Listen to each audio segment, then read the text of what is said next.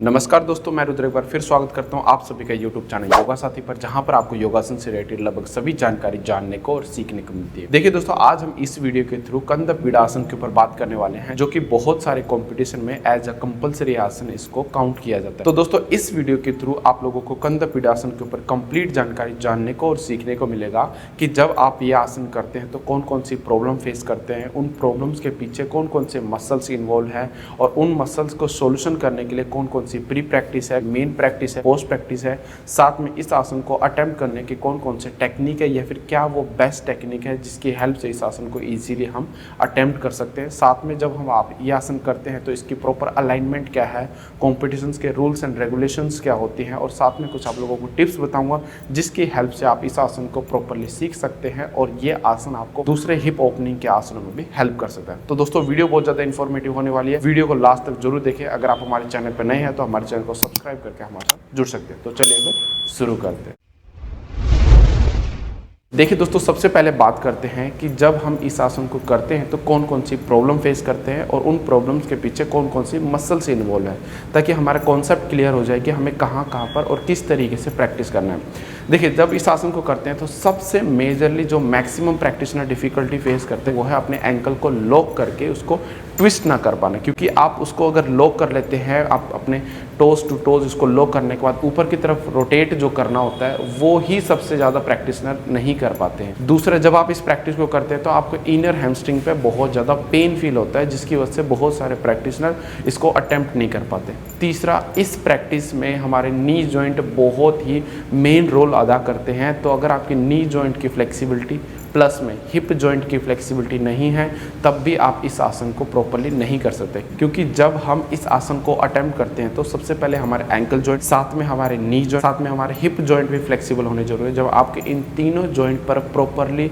एक higher level तक flexibility increase हो जाती है तभी आप इस आसन को प्रॉपर्ली अटेम्प्ट कर सकते हैं। तो तीनों जॉइंट की फ्लेक्सिबिलिटी ट्रेनिंग के साथ साथ आपकी लोअर बैक की फ्लेक्सिबिलिटी हल्की होनी जरूरी है, क्योंकि इस आसन को जब आप ऊपर की तरफ करते हैं और जब नी नीचे जाता है तो आपके जो ग्लूट्स वाले मसल्स होते हैं वो लोअर बैक्स के साथ अटैच रहते हैं। तो अगर आपके वहाँ के मसल्स फ्लेक्सिबल नहीं है तो तब भी आपको थोड़ा सा डिफिकल्टी हो सकता है, क्योंकि उस टाइम आपका लोअर बैक में हंच बन जाता है। तो अगर आप अपने बैक वाले पोर्शन को एक्सटेंड करेंगे, आपकी लोअर बैक की फ्लेक्सिबिलिटी का मतलब ये नहीं है कि आपकी बैकवर्ड फ्लेक्सिबिलिटी इंप्रूव होनी चाहिए। वहाँ के जो मसल्स हैं उनकी स्ट्रेचिंग अच्छी होनी जरूरी है, ताकि आप अपने स्पाइन को प्रॉपरली स्ट्रेच करके रख सकें। साथ में हमारे जो काफ मसल्स के आउटर साइड के काफ मसल्स और थाइज वाले मसल्स के आउटर साइड के थाई मसल, इन सभी मसल्स पर जब फ्लेक्सिबिलिटी हमारी प्रॉपरली होगी तो हम इस आसन को प्रॉपरली अटेम्प्ट कर सकते हैं। अब यहाँ से बात करेंगे हम प्रैक्टिसेस के ऊपर। दोस्तों, अब बात करते हैं प्रैक्टिसेस की। प्रैक्टिसेस हम 3 डिफरेंट पार्ट में करेंगे। पहले प्री प्रैक्टिस, फिर मेन प्रैक्टिस, फिर post practice. Pre practice general warm up है आपके एंकल के लिए, नी के लिए और हिप के लिए। किस तरीके से करना है, देखिए आप इस तरीके से सिंपल आसन की पोजीशन पे बैठ सकते हैं। सिंपल एक बार अपने एंकल को मैक्सिमम फॉरवर्ड में स्ट्रेच करेंगे, एक बार बैकवर्ड में, एक बार फॉरवर्ड में स्ट्रेच करेंगे, एक बार बैकवर्ड में, एक बार फॉरवर्ड में स्ट्रेच करेंगे, एक बार बैकवर्ड में, और यहीं से अपने पैरों के बीच में थोड़ा सा डिस्टेंस रख के एक बार टोस को अंदर की तरफ, एक बार मैक्सिमम बाहर की तरफ, एक बार टोस को अंदर की तरफ, एक बार बैक बाहर की तरफ। बस अपने नीज को स्ट्रेट रखना है, बैक को स्ट्रेट रखना है, मैक्सिमम आउटसाइड में हो और मैक्सिमम इस तरीके से इनसाइड में हो। ठीक है। दूसरा, आप यहाँ पे पैरों को थोड़ा सा डिस्टेंस रख के, मतलब 4 से 6 उंगली का डिस्टेंस में आप इसकी रोटेशन कर सकते हो। एक बार क्लॉकवाइज इस तरीके से 10 टाइम्स क्लॉकवाइज कर सकते हैं और 10 टाइम्स एंटी क्लॉकवाइज इस तरीके से रोटेशन कर सकते हैं एंकल के लिए। यहीं पे एंकल के लिए क्या कर सकते हैं, एक पैर को फोल्ड करके इसको थाई के ऊपर रखेंगे, अपने एक हाथ से इस टोस को पकड़ के इसको आप एंकल को जो है वो इस तरीके से रोटेट कर सकते हैं। देखिए, टोस को पकड़ना है, दूसरा हाथ आपको नी के ऊपर रख के इसकी रोटेशन करनी है और भी मैक्सिमम रेंज ऑफ मोशन को इंक्रीज करने के लिए, ताकि जब आप इस आसन को करें तो एंकल में किसी हिसाब से पेन ना हो। ठीक है। यहाँ पे एक प्रैक्टिस और कर सकते हैं जो कि आपके नी और हिप जॉइंट के लिए बहुत हेल्पफुल रहेगा। इस तरीके से पैर को फोल्ड करके इसको थाई के ऊपर रखना है, दूसरे हाथ से अपनी नीज को पकड़ना है, एक बार ऊपर की तरफ, एक बार नीचे की तरफ। ये जिनकी एज बड़ी है उनको ज़्यादातर करना है, या फिर जिनके नी, एंकल और हिप बहुत ज़्यादा स्टिफ है उनको करने की आवश्यकता है। जो बच्चे हैं जिनकी फ्लेक्सिबिलिटी है उनको बहुत ज़्यादा करने की आवश्यकता नहीं होती। ठीक है। आप 15 से 20 बार आप ऐसे कर सकते हैं। बस नी आपका हर बार ज़मीन पर टच रहना चाहिए, ये लेग स्ट्रेट हो, आपकी बैक स्ट्रेट हो। ठीक है। यहीं पर आप एक चीज़ और कर सकते हैं, आप दोनों हाथों से आप इस टो को पकड़ेंगे, एक बार अपने लेग्स को आगे की तरफ इस तरीके से स्ट्रेट करेंगे, आप अपने हैमस्ट्रिंग मसल्स और काफ मसल्स को प्रॉपरली स्ट्रेच करेंगे। एक बार अपनी नीज को बाहर फोल्ड करते हुए अपनी ये जो टोज और हील्स है इसको कान पे टच करने की कोशिश करेंगे। फिर से एक बार इसको स्ट्रेट करने की कोशिश, बैक स्ट्रेट रखना है। अगर आप यहाँ तक नहीं कर पाते तो इनिशियली यहाँ पे रखिए, बट धीरे धीरे आपको इस तरीके से स्ट्रेच करना है, लेग स्ट्रेट रखे। अब ये टोज अगर आप अंदर की तरफ रखते हैं तो आपके काफ मसल्स, हैमस्ट्रिंग मसल्स और अच्छे से स्ट्रेच हो सकते हैं, जो कि आपकी फॉरवर्ड बेंडिंग के लिए भी बहुत ज़्यादा हेल्पफुल रहता है। फिर यहीं से इसको फोल्ड करना है, नी को पीछे करते हुए अपने टोज को टच करने की कोशिश करना है। अगर आपकी पॉसिबिलिटीज़ है तो अपने हील से भी टच करने की इस तरीके से कोशिश कर सकते हो। यहाँ पर अपने हिप जॉइंट और आउटर साइड के थाई मसल्स का थोड़ा और एक्सटेंड करने के लिए आप पीछे की तरफ इस तरीके से लेटने की भी कोशिश कर सकते हो, बट लेटते हुए अपने इस लेग्स को जितना हो सके प्रेस करके रखना है। फिर वापस आना है, फिर सेम चीज़ हमें दूसरे पैर से करना है, बट दूसरे पैर से करो आपको, ताकि दोनों डायरेक्शन से आपको इसको देख सको। एक बार ऊपर की तरफ स्ट्रेट करेंगे, इस तरीके से हैमस्ट्रिंग को खींचेंगे, टोज को नीचे की तरफ खींचते हुए। अब अपने एक बार हील से कान को टच करने की कोशिश करेंगे इस तरीके से, और पीछे की तरफ लेटने की कोशिश करेंगे। जब आप पीछे लेट रहे हो तो अपनी चेस्ट को धीरे धीरे एक्सपेंड करने की कोशिश करो। इनिशियली इस तरीके से हंच बन सकता है, बट जितना आप एक्सटेंड करते रहोगे आपके ग्लूट्स और आउटर साइड के जो क्वाड्रिस मसल्स हैं और आउटर साइड के जो काफ मसल्स हैं वो भी स्ट्रेच रहेंगे, जो कि आपको डायरेक्टली सपोर्ट करते हैं कंदपीडासन को सीखने के लिए। तो ये कुछ हमारे प्री प्रैक्टिसेस हैं, ठीक है। अब यहाँ से हम बात करेंगे मेन प्रैक्टिसेस की। प्री प्रैक्टिसेस के बाद स्टार्ट करते हैं मेन प्रैक्टिसेस। देखिए किस तरीके से करना है। पहला प्रैक्टिस हमें वज्रासन की पोजीशन में करना है। साइड व्यू से दिखाओ दोस्तों। वज्रासन पे अपने पैरों के पंजों को प्रॉपर्ली जमीन पे रखना है और अपनी हील्स को बिल्कुल आपस में प्रेस करने की कोशिश करना है, ताकि अपने एंकल जॉइंट पर ज़्यादा से ज़्यादा एक्सटेंशन फील हो। इस तरीके से रखने के बाद अपने हाथों को हल्का सा आगे रखेंगे, बट बॉडी वेट आपको एंकल के ऊपर ही रखना है। यहाँ से धीरे से नीज को ऊपर उठाने की कोशिश करेंगे, फिर धीरे से नीचे जाएंगे, फिर धीरे से ऊपर उठाने की कोशिश करेंगे, धीरे से नीचे जाएंगे। अब देखिए दोस्तों, जब आप नीज को ऊपर उठाते हैं और बॉडी वेट आप अपने हील्स के ऊपर ही रखते हैं, ऐसा नहीं है कि अगर आपने बॉडी वेट हाथों के ऊपर रख दिया तो अपने एंकल पर स्ट्रेच नहीं जाएगा। जब आप अपनी बॉडी को इस तरीके से ऊपर उठा रहे होते हैं तो जो ये वाला पोर्शन होता है उसमें मैक्सिमम एक्सटेंशन फील होता है, जो कि सेम एक्सटेंशन है आपको जब कंडपीडासन को ट्राई करते हैं। कंडपीडासन के लिए एंकल में जो स्ट्रेचिंग चाहिए आप यहाँ पर सेम एग्जैक्टली वही स्ट्रेचिंग दे रहे हैं। देखिए दोस्तों, यहाँ पे दो चीज़ें हैं, एक बार ध्यान से समझिए। जब हम वज्रासन की पोजीशन पे इसको स्ट्रेच करते हैं, एक तो आपको हील प्रॉपरली मिलाकर ऊपर स्ट्रेच करना है, ठीक है। दूसरा अपने हील, अपने टोज को थोड़ा अंदर करके हील्स को हल्का सा बाहर करके फिर आपको ऊपर स्ट्रेच करना है। तो दोनों में अंतर क्या है, जब आप हील्स मिलाकर करेंगे तो आपके ये जो इनर साइड के आपके मसल्स हैं और जॉइंट्स हैं, लिगामेंट्स हैं, ये स्ट्रेच होंगे। लेकिन जब आप सिर्फ टोज अंदर करके एंकल को बाहर, हील को बाहर करके करोगे तो आपके जो आउटर साइड के जो एंकल के लिगामेंट्स और मसल्स हैं वो भी पुल होंगे, जो कि आपको डायरेक्टली सपोर्ट करेंगे कंडपीडासन को करने के लिए, ठीक है। 15 से 20 बार अप एंड डाउन करने के बाद कम से कम आपको 1-1 मिनट होल्डिंग करने की प्रैक्टिस करना है इसी पोजीशन पे। अपने हाथों को साइड में रखो, नीज को ऊपर की तरफ लिफ्ट अप करके बॉडी वेट को प्रेस करके रखेंगे यहाँ पे, और इस वाले पोर्शन पे जो स्ट्रेचिंग है उसको 20 सेकंड से 30 से 40 करते करते आपको 1 मिनट तक होल्डिंग करने की, अपनी फ्लेक्सिबिलिटी एंड स्टेबिलिटी करने की कोशिश करना है, ठीक है। स्टार्ट करते हैं सेकंड प्रैक्टिस, और सेकंड प्रैक्टिस बहुत ही इंपॉर्टेंट है क्योंकि ये आपको डायरेक्टली सपोर्ट करेगा। आप कह सकते हैं कि कंडपीडासन को डायरेक्टली करने से पहले आप अगर आप ये सिंगल प्रैक्टिस भी करते हैं तो बहुत सपोर्ट हो जाता है आपको कंडपीडासन सीखने के लिए। कैसे? देखिए दोस्तों, ये प्रैक्टिस हमें बटरफ्लाई में करना है, ठीक है। इनिशियली बट अपने हील को और टोज को टच करके रखना है और नीज को अप एंड डाउन करना है। जो प्रैक्टिशनर इनिशियली अपने नीज को जमीन पर टच नहीं कर सकते इस पोजीशन में, तो वो कंडपीडासन बिल्कुल भी नहीं कर सकते, ठीक है। तो स्टार्टिंग में नॉर्मल बटरफ्लाई करना है और नीज को इस तरीके से जमीन पर टच करते हुए करने की कोशिश करना है। बस यहाँ पे दोस्तों एक चीज़ याद रखिएगा, बहुत सारे प्रैक्टिशनर जब ये बटरफ्लाई की प्रैक्टिस करते हैं तो लोअर बैक में हंच बनाते हैं। पहली गलती करते हैं वो नहीं करना। दूसरा, आपके हील आपके पेरिनियम के बिल्कुल क्लोज होना चाहिए। 1 से 2 फिंगर के डिस्टेंस पे ही आपको ये प्रैक्टिस करना। अगर आप बहुत आगे रख के कर रहे हैं तो आप अपने हिप को प्रॉपरली ओपन नहीं कर रहे हैं, जिसकी वजह से आप कंडपीडासन को नहीं सीख सकते। तो इस तरीके से अप एंड डाउन करना है। उसके बाद अपने दोनों हाथों से नीज को प्रेस कर सकते हैं इस तरीके से मैक्सिमम, अपनी चेस्ट को एक्सपेंड कर सकते हैं और लोअर बैक को अंदर की तरफ प्रेस कर सकते हैं जितना हो सके। जैसे कि जब आप इस प्रैक्टिस को कर रहे हैं तो जो लोअर बैक वाला पोर्शन है इसको जितना हो सके अंदर ऐसे प्रेस करके रखना है, ठीक है। आप जितना इसको प्रेस करके रखेंगे आपका जो ग्ल्यूट्स वाला और हिप जॉइंट है उतना ही आपका ओपन होता रहेगा। याद है जब मैंने आपको प्रॉब्लम्स में बताया था कि आपको बैक की ओपनिंग भी करनी है, तो वो बैक की ओपनिंग इसी तरीके से करनी है। इसको इस तरीके से करने के बजाय इसको मैक्सिमम ऐसे आगे की तरफ खींचने की कोशिश करना है, तो बैक वहीं से ही खुलना स्टार्ट हो जाता है। अब यहीं से सेकंड वेरिएशन में आपको ब्रिक्स के ऊपर से करना है।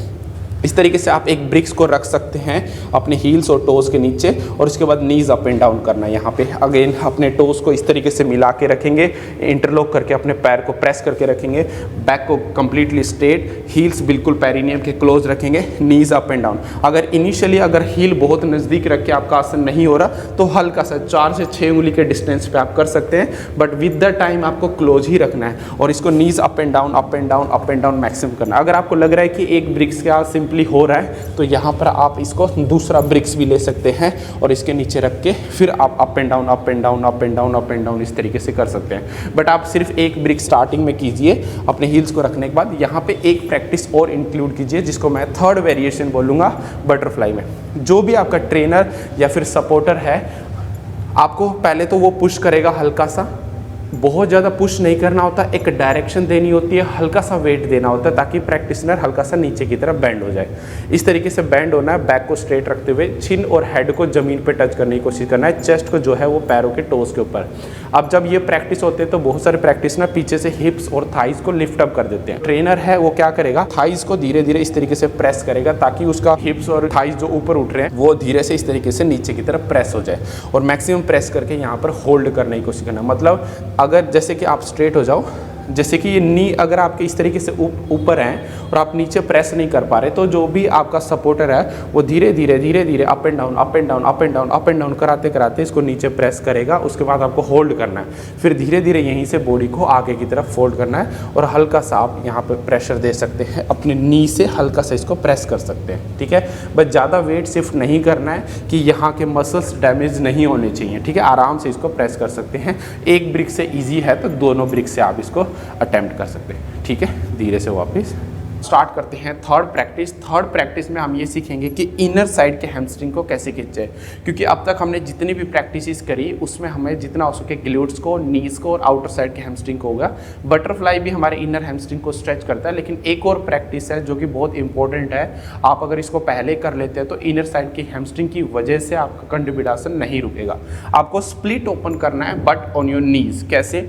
आप धीरे से वज्रासन की पोजीशन पे आएंगे, नीज के ऊपर खड़े हो जाएंगे वज्रासन से, यस, नीज के ऊपर खड़े हो जाओ। अब दोस्तों हमें धीरे धीरे अपने नीज को ओपन करना है, बट इतना याद रखिए कि जितना नीज के बीच में डिस्टेंस होगा उतना ही हील के बीच में डिस्टेंस होना चाहिए।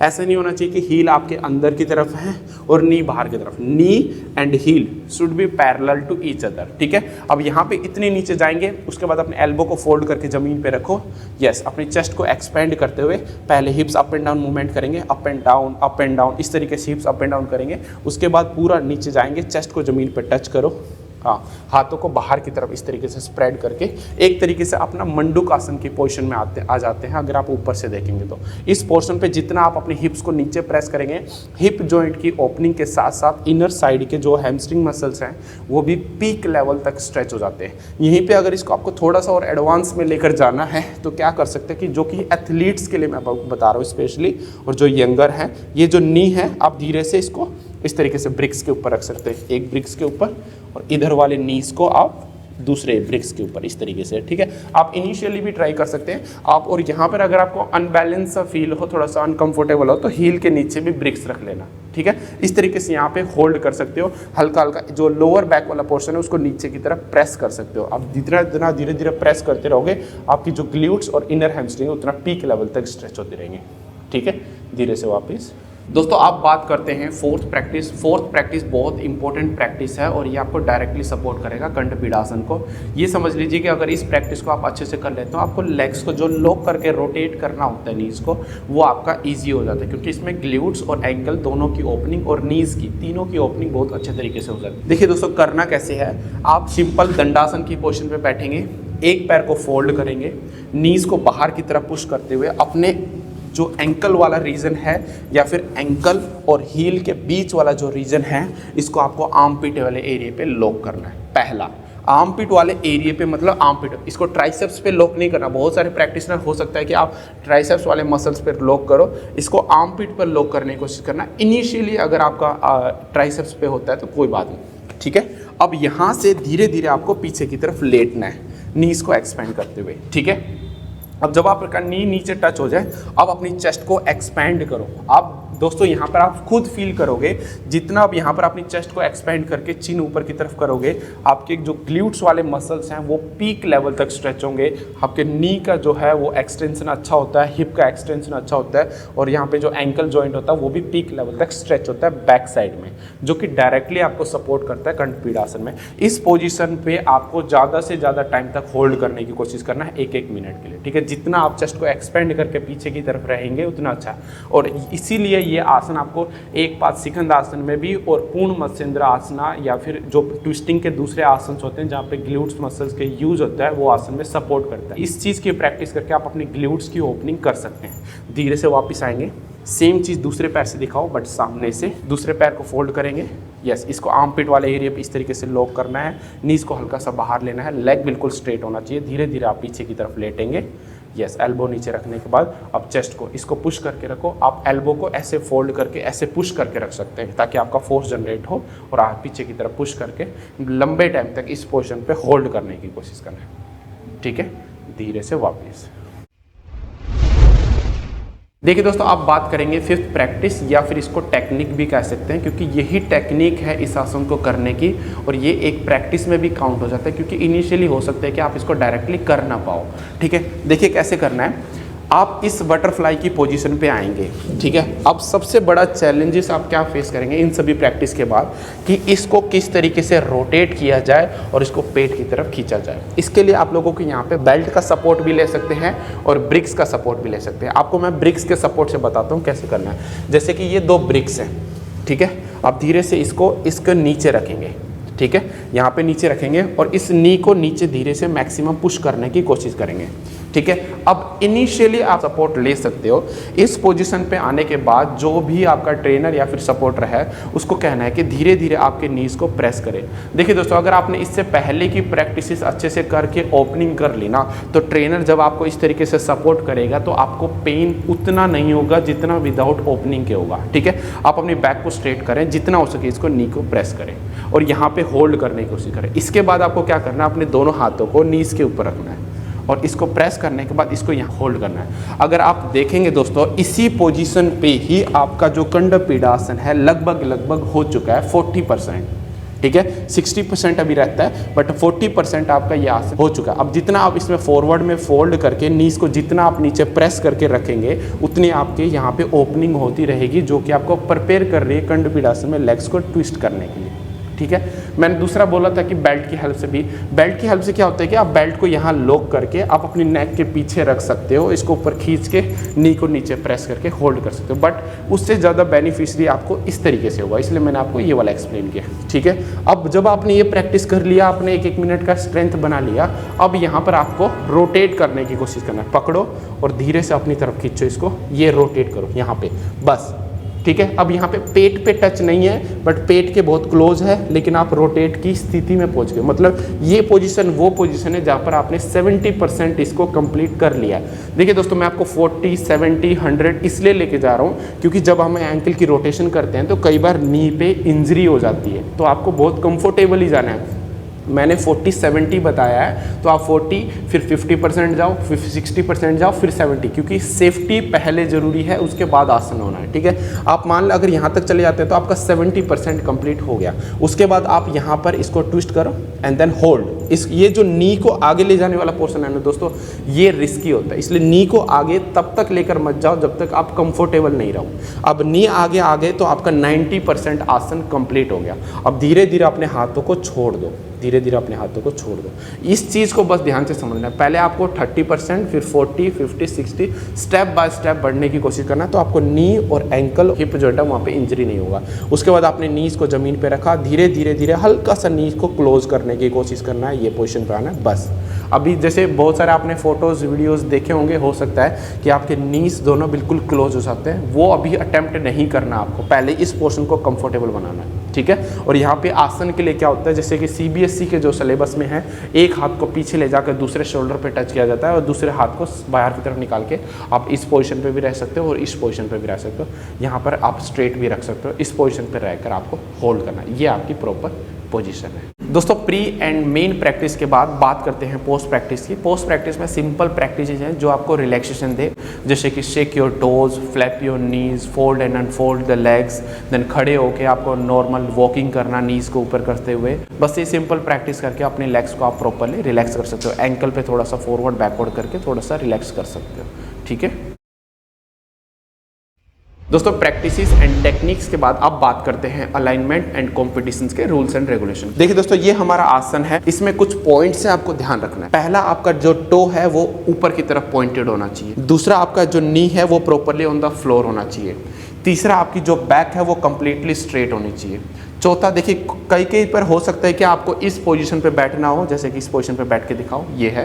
कहीं कहीं पर हो सकता है कि एक पैर हाथ को पीछे रख के इस पोजीशन पे हो, कोई भी हो। अगर आपका इस पोजीशन पे है तो आपका दूसरा हाथ जो है वो दूसरे शोल्डर के पीछे होना चाहिए, बैक बिल्कुल स्ट्रेट होना चाहिए, चेस्ट एक्सपेंडेड, फेस में स्माइल, और दूसरा वाला हाथ बिल्कुल एक्सटेंडेड हो और पाम्स फेसिंग डाउनवर्ड। या फिर आप ऐसे भी रख सकते हो या फिर ऐसे भी, वो कॉम्पिटिशन के सिलेबस पर डिपेंड करता है, बट पर्टिकुलरली ऐसे ही रहता है या फिर ऐसे ही रहता है। तो इस पोजीशन पे फेस स्माइल, बैक हमारी इधर उधर नहीं होनी चाहिए, जो हमारे ये है वो बिल्कुल नेवल के आगे बिल्कुल पॉइंटेड और सेंटर में रहना चाहिए। बहुत सारे प्रैक्टिशनर का टेढ़ा मेढ़ा हो जाता है क्योंकि एक हिप जॉइंट पे ज़्यादा फ्लेक्सिबिलिटी ट्रेनिंग करते हैं, एक से कम। तो ये आपका सेंटर में जितना रहेगा बिल्कुल फिक्स ऑन द ग्राउंड रहेगा। आपके नीज लिफ्ट अप नहीं होने चाहिए और पीछे के थाइज भी लिफ्ट अप नहीं होने चाहिए। काफ मसल्स इस तरीके से प्रॉपरली फिक्स होने चाहिए और ऑन द फ्लोर रख के इस पोजिशन पर आपको लंबे ड्यूरेशन तक होल्ड करना है, ठीक है।